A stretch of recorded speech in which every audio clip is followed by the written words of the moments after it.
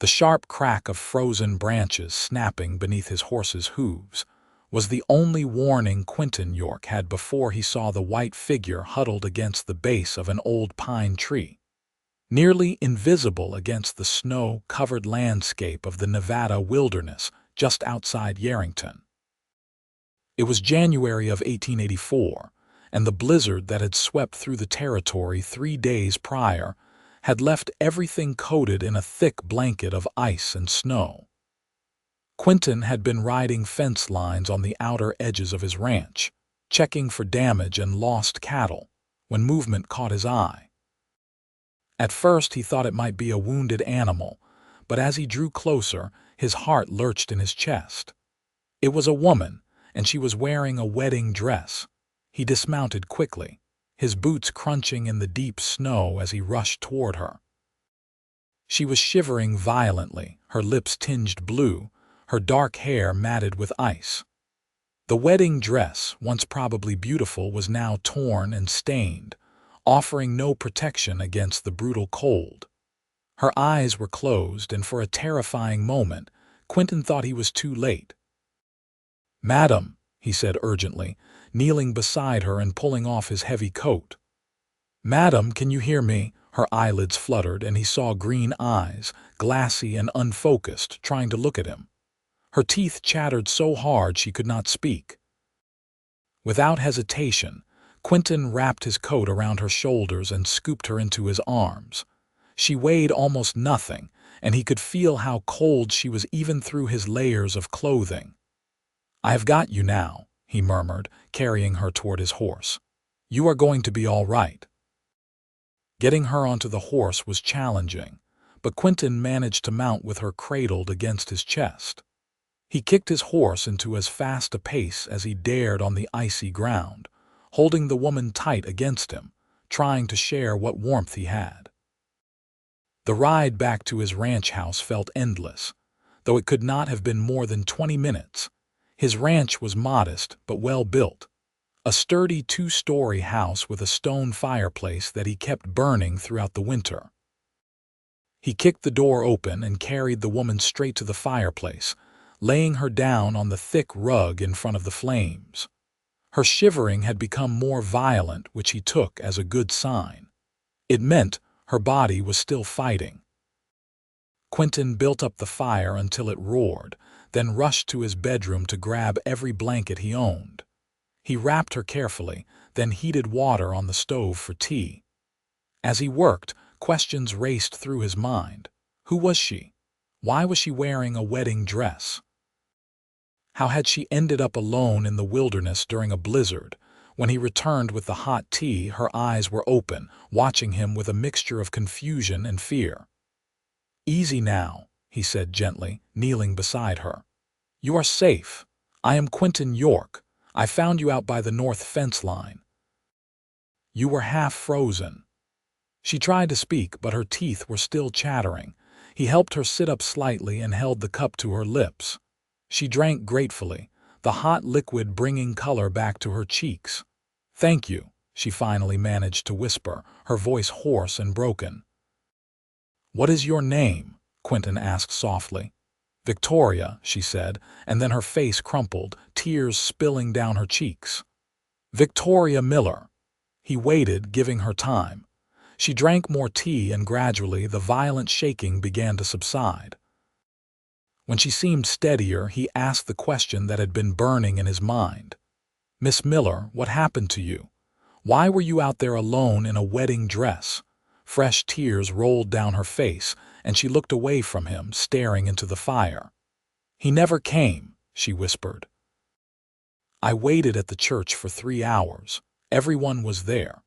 My parents had traveled from Sacramento. The preacher kept saying to give him more time, but he never came." Quinton felt anger rise in his chest. What kind of man would abandon a woman on their wedding day?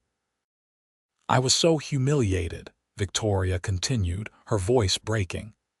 "Everyone was staring at me with pity. My mother was crying. My father was furious. He kept saying he knew William was no good, that I should have listened to him. I could not bear it anymore. I ran out of the church and just kept running. There was a stable nearby, and I took a horse. I did not even know where I was going. I just needed to get away from all of them, from the pity and the whispers. The snow started falling, and I got turned around. The horse threw me when lightning struck a tree, and then he ran off. I tried to find my way back, but everything looked the same. I walked until I could not walk anymore. Her whole body shook with sobs now, and without thinking, Quinton reached out and pulled her into his arms. She collapsed against him, crying into his shoulder while he held her, one hand gently stroking her back. "You are safe now," he said quietly. "You are safe, and you are going to be all right." They stayed like that for a long time, Victoria crying out her heartbreak and humiliation while Quinton held her, the fire crackling beside them. Eventually, her sobs quieted, and she pulled back, wiping at her face with the corner of one of the blankets. "I am sorry," she said, not meeting his eyes. "You must think I am foolish." "I think you are a woman who has been through something terrible," Quinton said firmly. "And I think the man who left you at that altar is the biggest fool in Nevada." Victoria looked up at him then, surprise in her red-rimmed eyes. In the firelight, even with her face blotchy from crying and her hair a tangled mess, Quinton thought she was beautiful. There was something about her, a strength beneath the heartbreak that drew him. "How long was I out there?" she asked. "Based on the condition I found you in, I would say at least a day, maybe more." Her eyes widened with horror. "My parents, they must be frantic. They will think I am dead." "Where were you getting married?" "At the church in Yerington. My parents were staying at the boarding house." "That is about 5 miles from here," Quinton said. "The roads are still bad, but come morning I will take you back to town. For tonight you need to rest and get warm. Are you hungry?" As if in response, Victoria's stomach growled audibly, and despite everything, a small smile tugged at her lips. "I have not eaten since yesterday morning." Quinton stood and offered her his hand. "Can you walk?" She took his hand and he pulled her to her feet. She swayed slightly, and he steadied her with a hand on her elbow. The blankets fell away, and he saw again the ruined wedding dress. Something twisted in his chest at the sight of it. "I have some clothes that might fit you," he said. "They belong to my sister. She stayed here for a few months last year after her husband passed. She left some things behind." He led Victoria upstairs to the small bedroom that had been his sister's. It was clean and neat, with a simple bed and a wardrobe. He opened the wardrobe and pulled out a plain brown dress and some undergarments. "These should work," he said, laying them on the bed. "I will be downstairs making supper. Take your time." He left her alone and went back down to the kitchen. As he prepared a simple meal of beans, salt pork, and cornbread, he thought about Victoria Miller and the man who had left her at the altar. What could have happened to make a man not show up for his own wedding? Had it been cold feet? Had he run off with another woman? Or had something happened to him? That last thought gave Quinton pause. What if the man had not abandoned her deliberately? What if something had happened to him? But then, surely someone would have known. Surely someone would have gone looking for the groom. Victoria came downstairs about 20 minutes later, dressed in his sister's brown dress. It was a little big on her, but it was warm and decent. She had done her best to untangle her hair and had braided it simply down her back. She looked younger now, without the elaborate hairstyle she must have had for the wedding. Quinton guessed she was probably in her early 20s. "How old are you, if you do not mind me asking?" he said as she sat down at the small kitchen table. 22, she said. "And you?" 26, he replied, setting a plate of food in front of her. "I have been ranching here for about 4 years now, built this place with my own hands mostly." Victoria ate slowly at first, then more eagerly as her body remembered its hunger. Quinton sat across from her with his own plate, watching her in the lamplight. She had a delicate face with high cheekbones and a determined chin. Her green eyes, though still red from crying, were intelligent and observant. "Tell me about yourself," he said. "If you want to, I mean, no pressure." Victoria took a sip of water and considered. "There is not much to tell. I grew up in Sacramento. My father owns a dry goods store. I met William about a year ago when he came through selling mining equipment. He was charming and handsome, and he said all the right things. He courted me properly, asked my father for permission to marry me. We were supposed to start a new life together here in Nevada. He had bought a claim near Virginia City, said we were going to be rich." "Did you love him?" Quinton asked. Victoria was quiet for a long moment. "I thought I did. But now, looking back, I think I loved the idea of him, the adventure he represented, the chance to leave home and start fresh. My parents were always so controlling, always worried about what the neighbors would think. William seemed like freedom. And now I feel like a fool. My father was right about him. He probably saw through William's charm to whatever weakness made him run away." She set down her fork, her appetite suddenly gone. "What am I going to do? I cannot go back to Sacramento. Everyone will know what happened. I will be the girl who got left at the altar. No decent man will want me now." Quinton felt a surge of anger at the unfairness of it. "That is not true. What happened was not your fault. Any man worth his salt would see that. You are kind to say so, but you do not know how people talk. A woman's reputation is everything, and mine is ruined." Her voice was flat, resigned. "Then stay here," Quinton heard himself say, the words coming out before he had fully thought them through. "In Nevada, I mean, in Yerington. It is a small town, but people here are decent. They mind their own business mostly. You could make a fresh start." Victoria looked at him with surprise. "I do not know anyone here except you, and I only met you a few hours ago." "You know me now," Quinton said, "and I could introduce you to people. Mrs. Henderson runs the boarding house, and she is always looking for help. She is a good woman, and she does not gossip. Or there is the school teacher, Miss Patterson.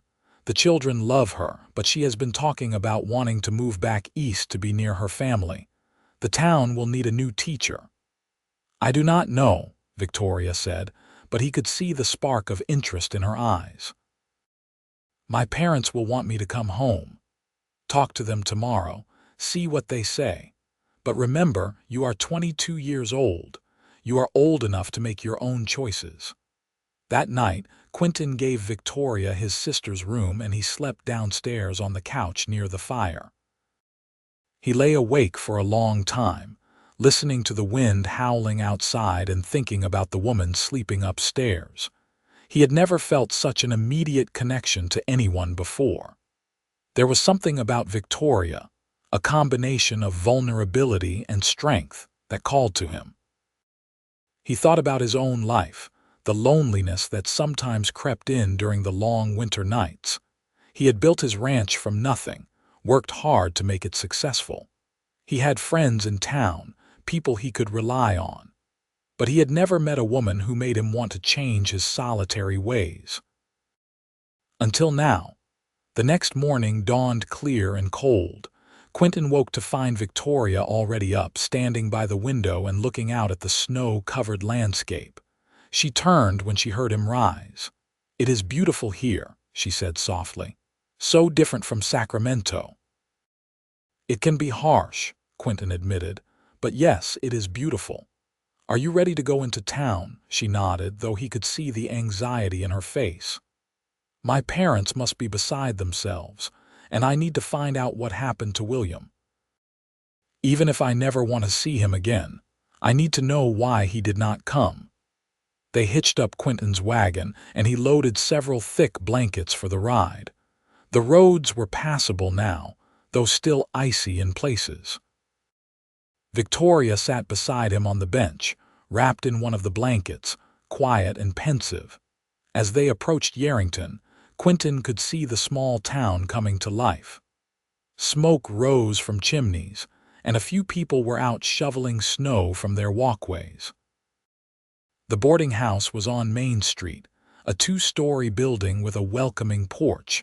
Before they could even tie up the horses, the door flew open and a woman rushed out, her face pale with shock. "Victoria!" she cried. "Oh my God, Victoria!" Victoria jumped down from the wagon and was immediately engulfed in her mother's embrace. The woman was sobbing, holding her daughter tight. A moment later, a tall man with graying hair appeared in the doorway, and his face crumpled with relief when he saw Victoria. "Papa," Victoria said, and her father came down the steps to wrap his arms around both his wife and daughter. Quinton stood back, giving them space for their reunion. After several minutes, Victoria's mother pulled back, her hands on her daughter's face, examining her. "Where have you been? We thought you were dead. We had men searching everywhere. The sheriff organized parties, but with the blizzard, they could not go far." "Oh, my darling girl, I am all right, Mama," Victoria said. "I got lost in the storm, but Mr. York found me and saved my life." For the first time, Victoria's parents seemed to notice Quinton. Her father approached him, hand extended. "Robert Miller," he said, his voice thick with emotion. "I cannot thank you enough for bringing my daughter back to us." "Quinton York," he replied, shaking the offered hand. "I am just glad I found her when I did." "Come inside, please," Victoria's mother said. "Both of you, you must be frozen." Inside the boarding house, Mrs. Henderson, a plump woman with kind eyes, fussed over Victoria, bringing her hot tea and food. Victoria's parents sat close to her mother holding her hand as if afraid she might disappear again. "What happened, Victoria?" her father asked gently. "Why did you run?" Victoria told them the same story she had told Quinton, though she left out some of the details about how close she had come to freezing to death. Her mother cried throughout the telling, and her father's face grew darker with anger. "That scoundrel," he said when she finished. "I knew there was something off about him, too smooth, too quick with promises." "Have you found out what happened to him?" Victoria asked. Why he did not come to the church? Her father and mother exchanged a look, and Quinton saw something pass between them. Robert Miller took a deep breath. "The sheriff found him yesterday," he said, his voice hard. "He was at the saloon, drunk as could be. When they asked him about the wedding, he said he had changed his mind, said he was not ready to settle down, that he had only proposed because you pressured him." A load of lies, but that is what he said. Victoria's face went white, then red. "He was at the saloon. The whole time I was out there nearly dying, he was drinking. The sheriff ran him out of town," her father continued. "Told him if he ever showed his face in Yarrington again, he would spend a night in jail. Good riddance to bad rubbish, if you ask me." The room was silent except for the crackling of the fire. Quinton watched Victoria process this information. He could see the hurt and anger warring on her face. Finally, she spoke, her voice steady despite the tears in her eyes. "Then I suppose I should thank him," she said. "Better to find out what kind of man he was before I married him than after." Her mother squeezed her hand. "That is my brave girl. We will go home to Sacramento and you will put all of this behind you. Maybe Martha's son, you remember him. He asked about you last Christmas. He is a lawyer now, very respectable." "No, Mama," Victoria said firmly. "I am not going back to Sacramento." "What do you mean?" her father asked, confusion in his face. "I mean I am staying here in Nevada. I am going to make a life for myself here." "That is ridiculous," her mother said, her voice rising. "You cannot stay here alone. What would you do? Where would you live?" Mr. York mentioned that Mrs. Henderson sometimes needs help at the boarding house, and that the school teacher might be leaving. "I could teach. I had 3 years of schooling after the academy, you know that." "Victoria, be sensible," her father said. "You know no one here, you have no money of your own. How would you survive?" "I will figure it out," Victoria said, and there was steel in her voice that made Quinton's respect for her grow. "I am 22 years old, Papa. I am not a child anymore. I came to Nevada to start a new life, and that is exactly what I am going to do, just not the life I originally planned." The argument continued for some time, with Victoria's parents trying every angle to convince her to return to Sacramento with them. But Victoria remained firm, and gradually, Quinton saw her father's resistance begin to waver. He had seen this in her the night before, this core of strength beneath the hurt and vulnerability. She was not going to be swayed. Finally, Mrs. Henderson, who had been listening from the kitchen, came out and settled the matter. "I could use the help," she said practically. "My arthritis has been acting up something fierce this winter, and the work is getting to be too much. If Miss Miller wants to stay and work for room and board, I would be happy to have her. She seems like a sensible girl. And I will vouch for her character in town," Quinton added. "I know most folks around here. I will make sure she is looked after." Victoria's parents looked at each other, carrying on a silent conversation that only couples married for many years could manage. Finally, her father sighed. "You are as stubborn as your mother," he said to Victoria, but there was a hint of pride in his voice. "If this is truly what you want, we will not stop you, but you must promise to write every week and let us know how you are doing." "I promise, Papa," Victoria said, hugging him.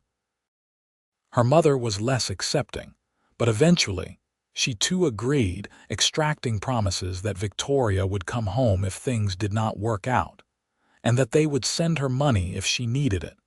Over the next few days, Victoria settled into life at the boarding house. Her parents stayed for another week to make sure she was truly all right before returning to Sacramento. Quinton visited every day, ostensibly to check on her welfare, but really because he found he could not stay away.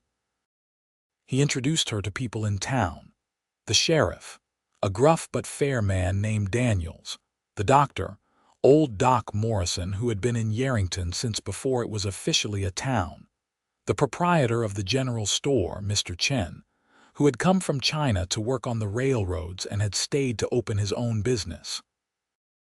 Everyone was kind to Victoria, and if they knew about the wedding that never was, they were too polite to mention it. Small-town gossip being what it was, Quinton was sure everyone knew, but the people of Yerington seemed to have collectively decided to give her a fresh start. Victoria threw herself into work at the boarding house, learning quickly from Mrs. Henderson.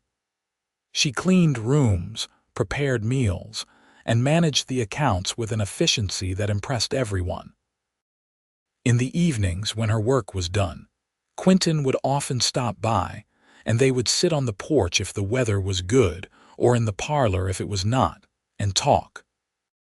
Quinton learned that Victoria loved to read, that she had a quick wit, and a sharp intelligence that her traditional upbringing had not managed to suppress. She learned that Quinton had come west from Missouri after his parents died, that he had built his ranch with his own hands, that he valued honesty and hard work above all else. Their friendship grew naturally, easily, like a plant finding sunlight. But beneath the friendship, Quinton felt something deeper stirring. He found himself thinking about Victoria at odd moments, wondering what she was doing, looking forward to their conversations with an eagerness that surprised him. February arrived, bringing with it a false spring, a few warm days that melted some of the snow. On one such afternoon, Quinton invited Victoria to come see his ranch properly. She accepted eagerly, and he drove her out in his wagon.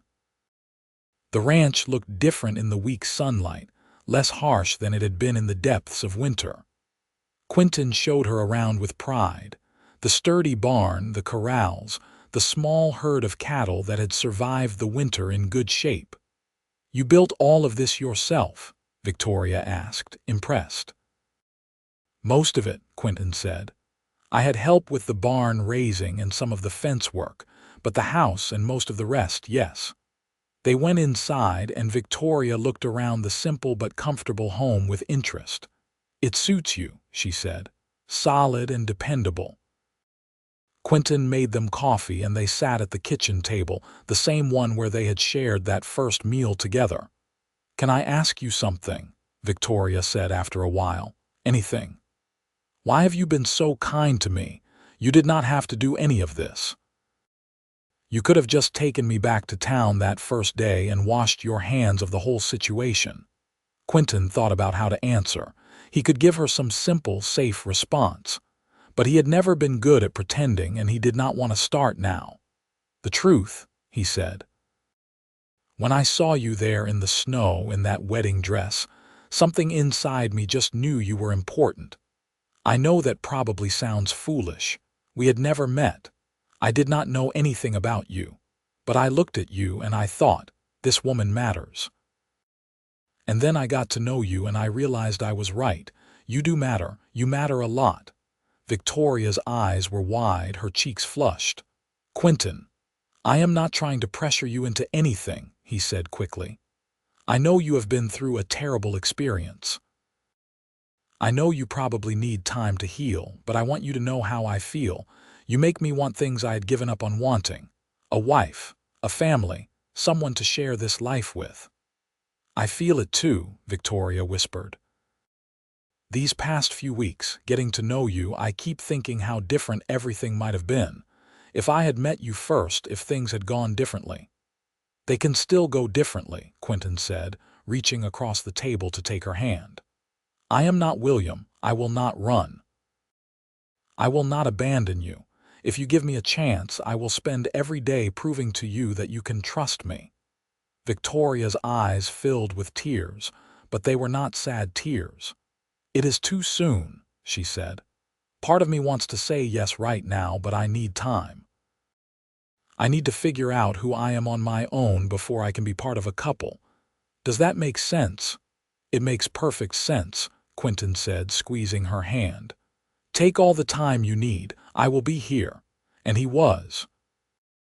Through February and into March, Quinton was a constant presence in Victoria's life.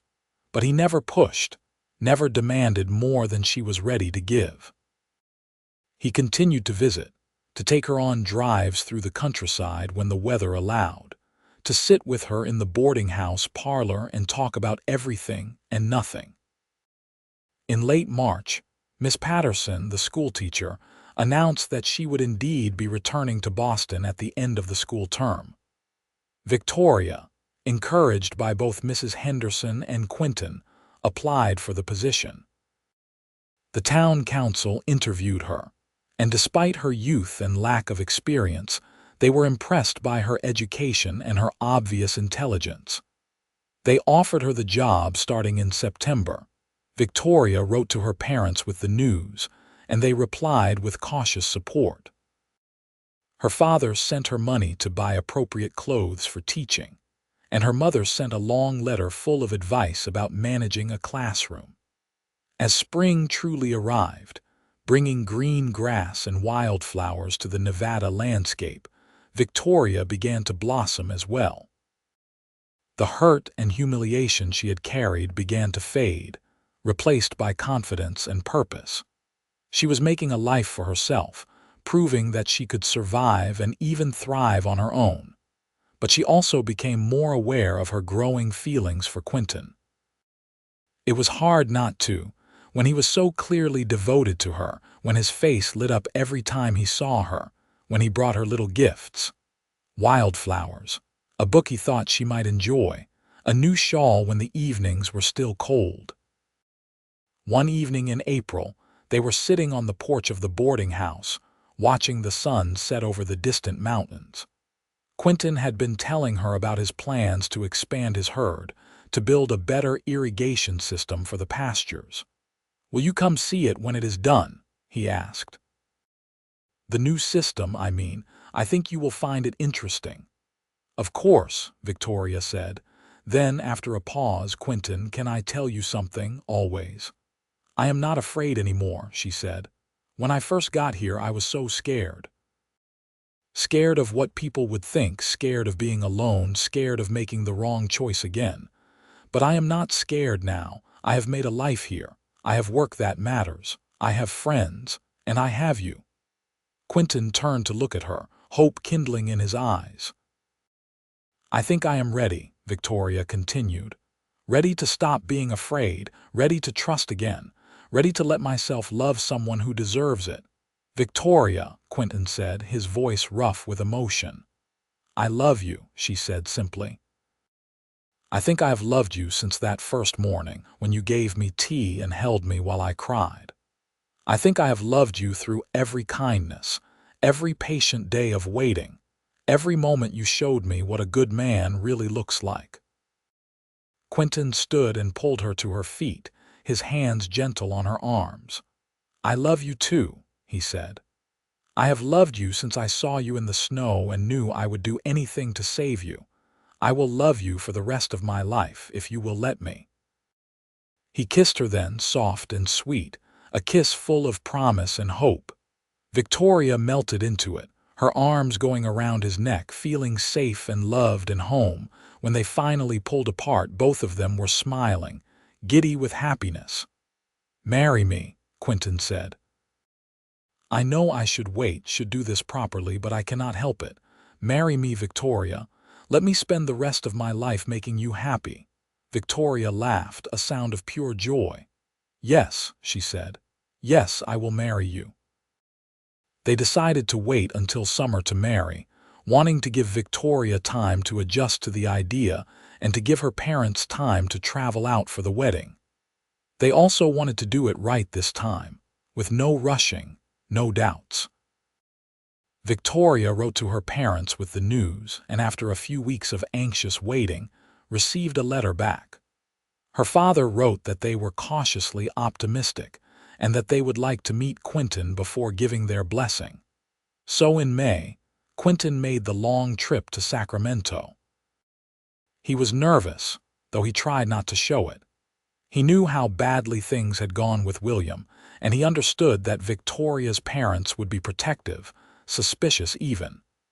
But he also knew his own worth, knew that his intentions were honorable and his feelings genuine. The visit went better than he had hoped.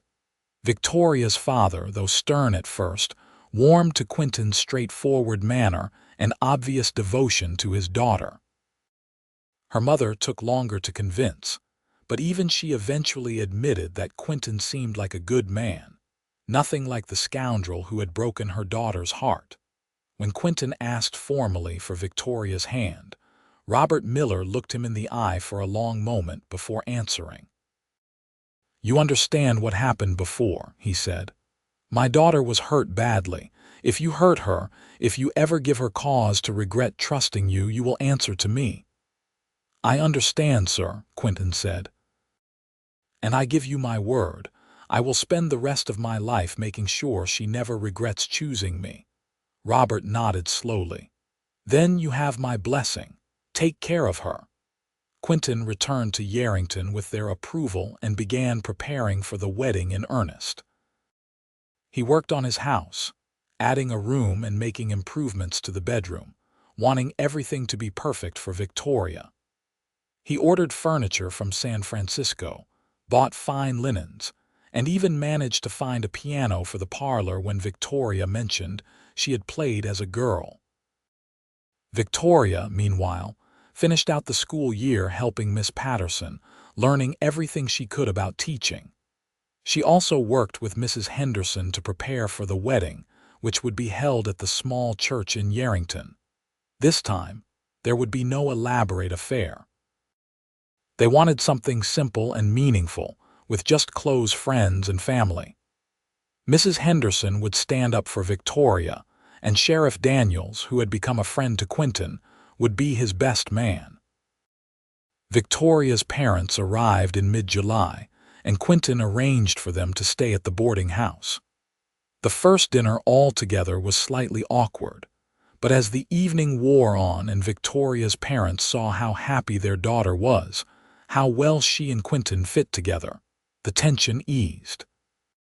You have done well for yourself here, Victoria's mother said to her daughter one afternoon as they sat on the porch of the boarding house. "I will admit, I was against this plan at first. I thought you were running away, but I see now that you were running toward something.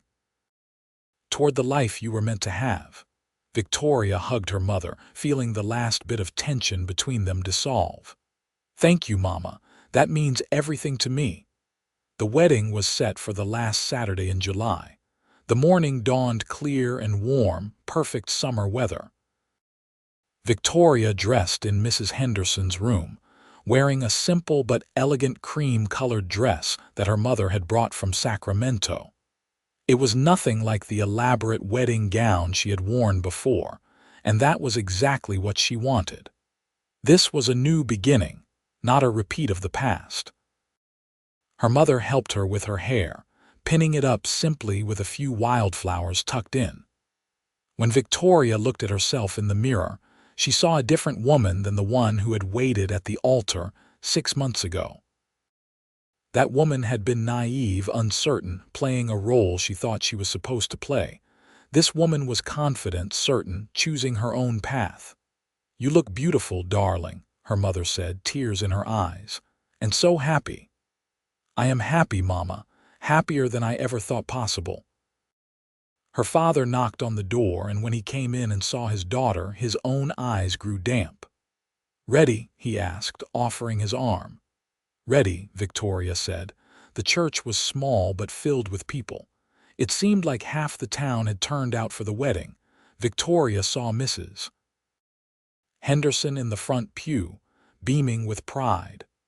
Doc Morrison was there, and Mr. Chen, and so many others who had become her friends over the past months. But she only had eyes for Quinton, standing at the altar in his best suit, his face transformed with love and joy as he watched her walk down the aisle. This was right. This was how it was supposed to be. The ceremony was simple and heartfelt. When the preacher asked if anyone objected, there was only warm silence. When Quinton said his vows, promising to love and cherish Victoria for the rest of his days, his voice was strong and clear. And when Victoria said hers, promising the same, there was not a doubt in her mind. "I now pronounce you man and wife," the preacher said. "You may kiss your bride." Quinton did, thoroughly and tenderly, and the church erupted in applause and cheers. Victoria laughed against his lips, giddy with happiness. They walked back down the aisle together, hand in hand, ready to begin their new life. The reception was held at the boarding house, with Mrs. Henderson and half the town's women providing food and drink. There was music and dancing, laughter and joy. Victoria danced with her father, then with Quinton, then with Sheriff Daniels and Doc Morrison and Mr. Chen, feeling surrounded by community and love. As the sun began to set, Quinton and Victoria said their goodbyes and climbed into his wagon for the ride out to the ranch. Someone had tied tin cans to the back, and they rattled merrily as they drove away, waving to the crowd gathered in front of the boarding house. The ride to the ranch was peaceful, the summer evening warm and pleasant. Victoria leaned against Quinton's shoulder, feeling content and complete. "Happy?" he asked, kissing the top of her head. "So happy," she said. "I never knew I could be this happy." When they arrived at the ranch, Quinton surprised her by sweeping her up into his arms to carry her over the threshold. Victoria laughed, wrapping her arms around his neck. "Welcome home, Mrs. York," he said as he carried her inside. "Home," Victoria repeated, and the word felt perfect. That night in the bedroom Quinton had prepared so carefully, they came together with tenderness and passion, sealing their vows in the most intimate way. Afterward, lying in Quinton's arms with moonlight streaming through the window, Victoria thought about the strange path that had led her here. If William had shown up that day, if things had gone as planned, she would be living a completely different life, a lesser life. "What are you thinking?" Quinton murmured, running his fingers through her loose hair. "That I am glad he did not come," Victoria said. "William, I mean. I am glad he left me at that altar, because if he had not, I never would have found you. I never would have found this." Quinton tightened his arms around her. "I am glad too, though I wish you had not had to go through so much pain to get here." "The pain was worth it," Victoria said. "It led me to you." They fell asleep like that, wrapped in each other's arms, the beginning of their life together spreading out before them full of promise. The next months passed in a blur of happiness. Victoria began teaching in September and discovered she loved it. The children adored her, and she found deep satisfaction in helping them learn and grow. Quinton's ranch continued to prosper, and together they worked to build a life that was both practical and fulfilling. Victoria's parents visited again that Christmas, and the tension that had existed between them was completely gone. They could see how happy their daughter was, how well she and Quinton worked together. By the time they left, Victoria's mother was already asking about grandchildren. "Give us time, Mama," Victoria had said, laughing. "We have only been married 6 months." But privately, she and Quinton had been talking about starting a family. They both wanted children, wanted to fill the ranch house with life and laughter.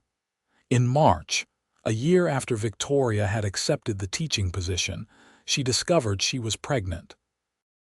She told Quinton one evening after dinner, unable to keep the secret even for a day. "Are you certain?" he asked, his face lighting up with joy. "As certain as I can be without seeing Doc Morrison," she said. "But yes, I am certain." Quinton let out a whoop of joy and picked her up, spinning her around before setting her down gently, suddenly worried he might hurt her. Victoria laughed at his concern. "I am pregnant, not made of glass," she said. "Still," he said, his hand going to her still flat belly, "I will be careful. You are carrying precious cargo." The pregnancy progressed smoothly. Victoria continued teaching until May, when the school year ended, then spent the summer preparing for the baby. Mrs. Henderson threw her a party, and the women of Yarrington showered her with gifts, blankets and clothes, advice and good wishes. In late October, on a cool autumn evening, Victoria went into labor. Doc Morrison came to the ranch, along with Mrs. Henderson, and together they helped Victoria through the long night. Quinton stayed by her side, holding her hand, wiping her forehead, encouraging her. Just before dawn, their son was born. He came into the world screaming lustily, a good strong cry that made everyone smile with relief. Doc Morrison handed him to Victoria, who looked down at the red, wrinkled little face with wonder. "He is perfect," she whispered. "He is," Quinton agreed, his voice choked with emotion as he looked at his wife and son. "What should we name him?" They had discussed names but had not decided. Now, holding her son, Victoria knew. "Thomas," she said. "After your father." Quinton's eyes filled with tears. His father had died when he was young, but the memories he had were good ones. "Thomas York," he said. "I like it." Little Thomas was a good baby, healthy and strong. He looked like Quinton, with the same dark hair and strong features. Victoria spent her days caring for him, marveling at every tiny change, every new expression. When spring came and it was time to consider returning to teaching, Victoria made a difficult decision. She told the school board that she would not be coming back. Her place was at home with her son, at least for now.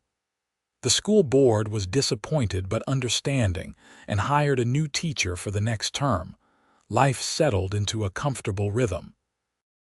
Quinton worked the ranch while Victoria managed the household and cared for Thomas. In the evenings, they would sit together on the porch, Thomas sleeping in Victoria's arms, and talk about their day, their dreams, their plans for the future. 2 years after Thomas was born, Victoria gave birth to a daughter. They named her Sarah, after Victoria's grandmother. She was a beautiful baby with Victoria's green eyes and a temperament as sweet as her mother's. "Two children," Victoria said one night as she and Quinton stood in the doorway of the nursery, watching their children sleep. "I feel so blessed." "So do I," Quinton said, putting his arm around her waist. "Every single day I thank God for that blizzard that brought you to me." Victoria leaned into him. "Do you remember what I looked like that day? Half frozen in that ruined wedding dress, probably looking like death." "I remember thinking you were the most beautiful thing I had ever seen," Quinton said. "Even then, even in that state, there was something about you that called to me." "My hero," Victoria teased, but there was genuine love in her voice. Over the years, their family continued to grow. Victoria had two more children, another son named Daniel and finally, another daughter named Lucy. The ranch house that Quinton had built for one became filled with the noise and chaos and joy of a large family. The children thrived in the open air of Nevada, growing strong and healthy. Thomas was serious and hardworking, already talking about taking over the ranch when he grew up. Sarah was artistic and dreamy, always drawing or making up stories. Daniel was adventurous and fearless, keeping his mother in constant worry with his exploits. And Lucy, the baby, was sweet and affectionate, beloved by her older siblings. Victoria sometimes thought about that long-ago January day when she had run from the church in Sacramento, heartbroken and humiliated. It seemed like a lifetime ago, like it had happened to a different person. In a way, it had. That naive young woman who had thought she knew what love was had been transformed by hardship and by Quinton's patient, steadfast love into someone stronger, wiser, happier. She occasionally got letters from old friends in Sacramento, telling her about their lives. She heard through her parents that William had drifted from town to town, never settling, never making anything of himself. She felt no satisfaction from this news, only a distant pity. He had missed out on a good life because of his own weakness, his own fears. Meanwhile, her life was full and rich. She taught her children at home, passing on her love of learning. She helped Quinton with the ranch, managing accounts and planning improvements. She became a respected member of the Yerington community, known for her kindness and her intelligence. Mrs. Henderson passed away when Victoria's youngest was 5, leaving the boarding house to Victoria in her will. It was unexpected but touching, a gesture that showed how close they had become over the years. Victoria decided to keep the boarding house running, hiring a young widow named Anne to manage it. The income helped the ranch, and Victoria liked knowing that she was providing travelers with the same kind of haven that Mrs. Henderson had once provided her. Years passed. The children grew. Thomas did indeed take over more and more of the ranch work as he got older, showing a natural aptitude for it. Sarah became a teacher herself, at the very school where Victoria had once taught. Daniel left for a while to seek adventure, but eventually came back, having realized that home was where he wanted to be. Lucy married young, to a good man who worked at Mr. Chen's store, and gave Victoria her first grandchildren. On a winter evening when Victoria was 45 years old, she and Quinton sat together on their porch, wrapped in blankets against the cold. Their children were grown now, most of them living in or near Yerington with families of their own. The house, once so full of noise, was quiet now, but it was a comfortable quiet. "You remember the first time we sat on a porch together?" Quinton asked. "At the boarding house that spring after I found you." "Of course I do," Victoria said. "I remember everything about those early days. I remember being so scared and so hopeful at the same time." "I knew even then that I would marry you," Quinton said. "I know I said I would give you time, that I would wait, but in my heart I knew." "So did I," Victoria admitted. I was just too afraid to admit it, even to myself. I thought I had to prove I could make it on my own before I could let myself depend on someone else. And did you? Prove it, I mean. I did. And then I learned something even more important, that depending on someone else is not weakness. That letting yourself be loved is not giving up your independence. That the right person makes you stronger, not weaker. Quinton reached over and took her hand, his thumb rubbing over her knuckles in a gesture so familiar it was like breathing. "You have made my life better in every way," he said. "I was happy enough before, I suppose, but I did not know what real happiness was until I met you." "And I did not know what real love was," Victoria said. "I thought I did, but I was so wrong. Real love is what we have built together, this life, this family, this partnership." They sat in comfortable silence for a while, watching the stars come out in the Nevada sky. Somewhere in the distance, a coyote howled and Quinton's dog, sleeping at their feet, lifted his head briefly before settling back down. "It is a good life," Quinton said finally. "It is the best life," Victoria agreed. "And to think, if things had gone differently that January day, I might never have known this was possible." "But things did not go differently," Quinton said firmly. "You ran into that blizzard and I found you in the snow. Everything that happened, as painful as some of it was, led us here. To this porch, to this life, to each other." Victoria squeezed his hand.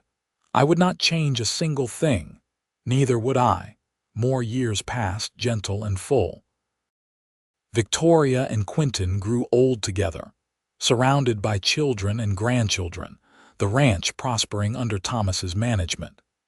They traveled some, visiting Victoria's parents in Sacramento before they passed, taking a trip to San Francisco that Victoria had always dreamed of. But mostly they stayed home, because home was where they wanted to be.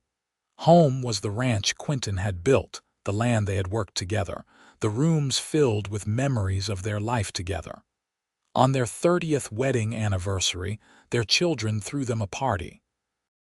Half of Yarrington turned out, it seemed, a testament to the respect and affection the Yorks had earned over the years.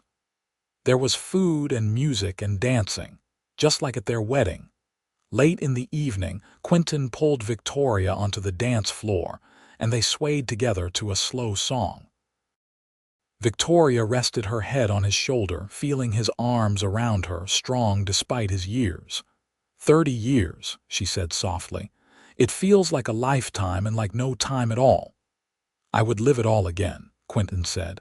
"Every single day exactly the same, even the hard days." "Especially the hard days. They made the good ones sweeter." Victoria lifted her head to look at him.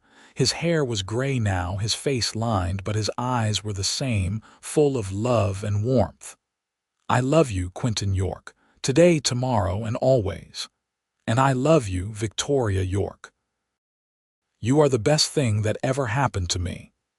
They kissed, tender and sweet, while their family and friends cheered around them. And in that moment, Victoria thought about the journey that had brought them here. The heartbreak that had seemed like the end of the world but had really been the beginning. The blizzard that could have killed her but instead had saved her. The man who had found her in the snow and had spent 30 years proving that true love was real. Her groom had never come that long ago January day, but Quinton had come instead, and that had made all the difference. Years continued to roll by like the seasons in Nevada, predictable and comforting in their rhythm. Victoria and Quinton's children blessed them with more grandchildren, and eventually, great-grandchildren. The ranch that had started as one man's dream became a family legacy, passed down through the generations. Victoria often sat on her porch, now in her 60s, watching her grandchildren play in the yard where her own children had once played. She would think about that frightened young woman in the wedding dress, alone in the snow, and marvel at the transformation. She had become so much more than she ever imagined possible. Not because of marriage, but because of the right marriage. Not because a man saved her, but because she had saved herself and then chosen to share her life with a man who valued that strength. Quinton, too, had aged gracefully, still strong and capable despite his years. He had handed over most of the ranch work to Thomas, but he still rode out every morning to check on things, unable to fully let go of the land he loved.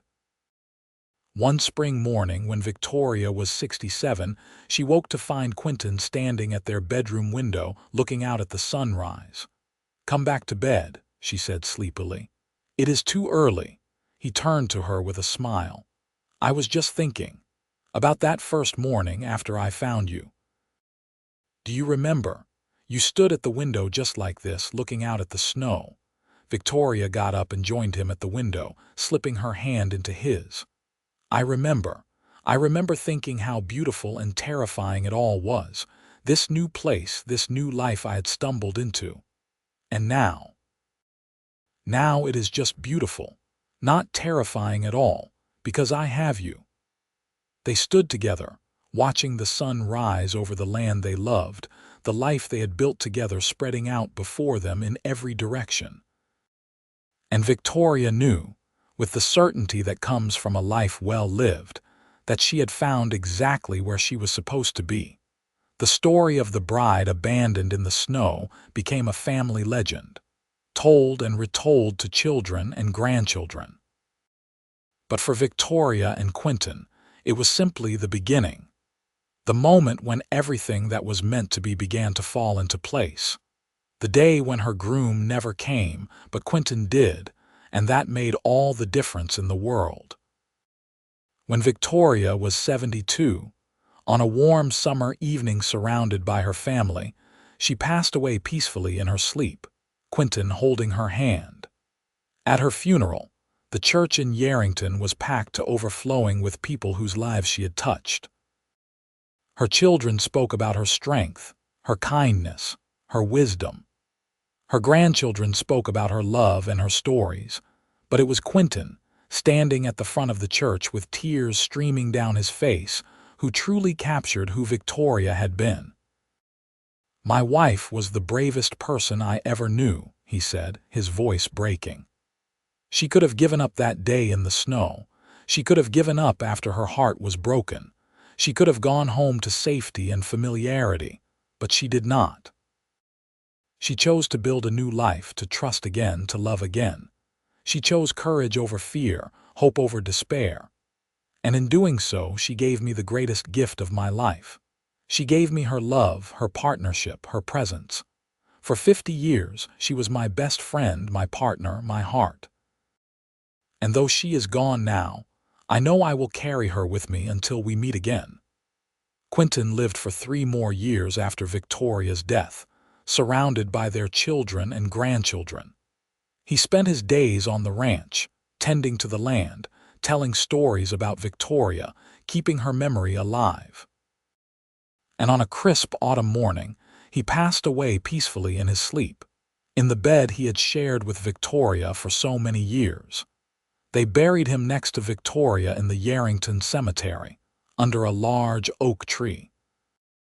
Their children erected a simple headstone with both their names and a brief inscription: "Together in life, together in eternity." The ranch stayed in the family, passed down through Thomas, and then through his children. The boarding house in town, now renamed Victoria's House in her honor, continued to welcome travelers. And in Yarrington, the story of Quinton and Victoria York became part of the town's history, a reminder that sometimes the worst moments in life lead to the best ones, and that true love can be found in the most unexpected places.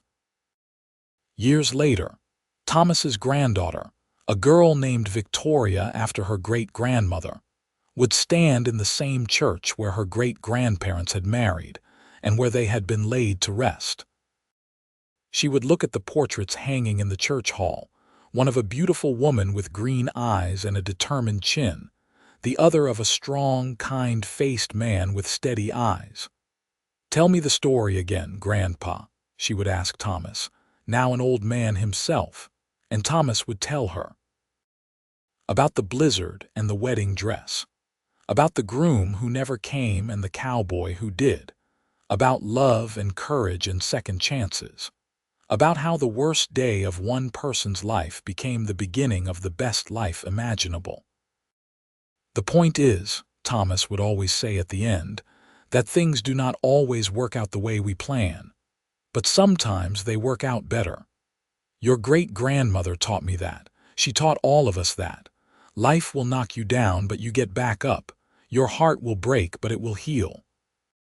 And when you meet the right person, the person who sees you for who you really are and loves you not despite your struggles but because of them, you hold on tight and you build a life together." That is what they did. That is what we should all aspire to do. And young Victoria, listening to the story she had heard dozens of times before, would nod seriously, understanding in some deep way that she was part of something bigger than herself. Part of a legacy of love and courage that had started on a snowy day in January, when a young woman in a wedding dress ran into a blizzard, and a cowboy rode out to check his fences and found something much more valuable than lost cattle. The ranch continued to thrive, generation after generation. The land that Quinton had worked so hard to build and Victoria had helped him nurture became a testament to their love and their labor. Children played in the yard, learned to ride horses, worked the land, fell in love and raised families of their own. The cycle continued as it always does, but always with the foundation that Quinton and Victoria had laid in the town of Yerington, Nevada. The York name became synonymous with integrity, hard work, and enduring love.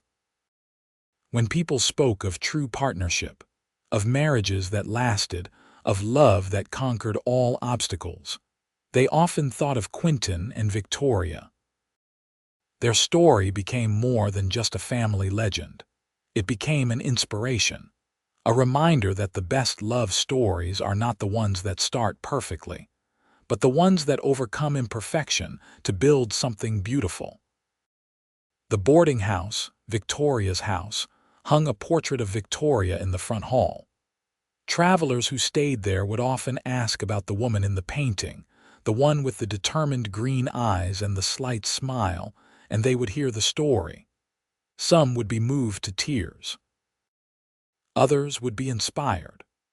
All would remember, on the ranch in the house that Quinton built and Victoria made a home, the bedroom where they had slept for 50 years remained largely unchanged, preserved by their descendants as a sort of shrine to enduring love.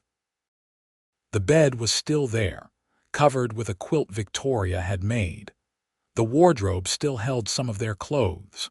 The window still looked out over the same land, though the view had changed somewhat with time and progress.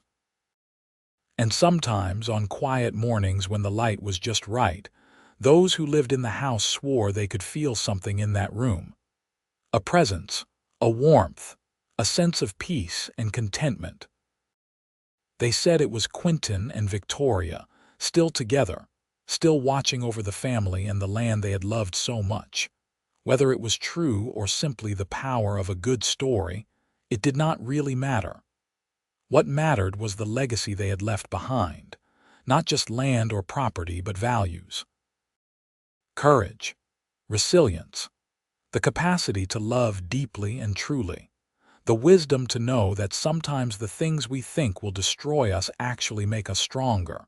The story that began on a snowy January day in 1884 rippled forward through time, touching lives for generations.